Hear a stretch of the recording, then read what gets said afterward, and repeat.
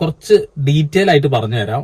ഇത് സ്വന്തമായി വാഹനമുള്ളവരും മറ്റുള്ള ആളുകളുടെ വാഹനം ഓടിക്കുന്ന ഡ്രൈവേഴ്സും കൂട്ടുകാരുടെ വാഹനം ഓടിക്കുന്ന സുഹൃത്തുക്കൾക്കും വേണ്ടിയിട്ടുള്ളതാണ്. അപ്പോൾ കാറിലെ AC ഉപയോഗം അത് ശരിയായ രീതിയിൽ ഉപയോഗിക്കണം, അല്ലെങ്കിൽ പണി കിട്ടും. അപ്പൊ അതിനെക്കുറിച്ചുള്ള കാര്യമാണ്. സ്കിപ്പ് ചെയ്യാതെ കാണുക, ഇഷ്ടപ്പെടുകയാണെങ്കിൽ ഷെയർ ചെയ്യാം. ഓക്കെ. അപ്പൊ AC നമ്മൾ ഓൺ ആക്കുന്ന രീതികൾ എങ്ങനെയൊക്കെയാന്ന് വെച്ചിട്ടുണ്ടെങ്കിൽ, നല്ല ചൂടുള്ള സമയത്ത് നമ്മൾ കാറിൽ AC ഓൺ ആക്കും അല്ലെ. അതേപോലെ തന്നെ പുറത്ത് മഴയാണെങ്കിൽ നമുക്ക് AC ഇട്ട് ഓടിക്കേണ്ടി വരും. എന്തുകൊണ്ടാ? ഇതിൽ ഫോഗ് പിടിക്കും. ആ ഫോഗ് പിടിക്കാനുള്ള കാരണം എന്ന് വെച്ചിട്ടുണ്ടെങ്കിൽ കേരളത്തിൽ ഹ്യൂമിഡിറ്റി കൂടുതലാണ്. ഈ വാഹനത്തിൽ ഇരുന്ന് AC ഇല്ല, ഞാൻ ഇരുന്ന് വേർക്കാനും പോവാം. കാരണം പുറത്ത് തണുപ്പുണ്ട്, അകത്ത് അങ്ങനെയല്ല. അകത്ത് ഹ്യൂമിഡിറ്റി ഉണ്ട്, ചൂടുണ്ട്. ഓക്കെ. നമ്മൾ സ്വാഭാവികമായിട്ട് വാഹനം ഓടിക്കുന്ന സമയത്ത് ഇപ്പോൾ ഒരു നിർത്തിയിട്ട സ്ഥലത്ത് നിന്നുള്ള വാഹനം ഓടിക്കാൻ പോവുകയാണ്.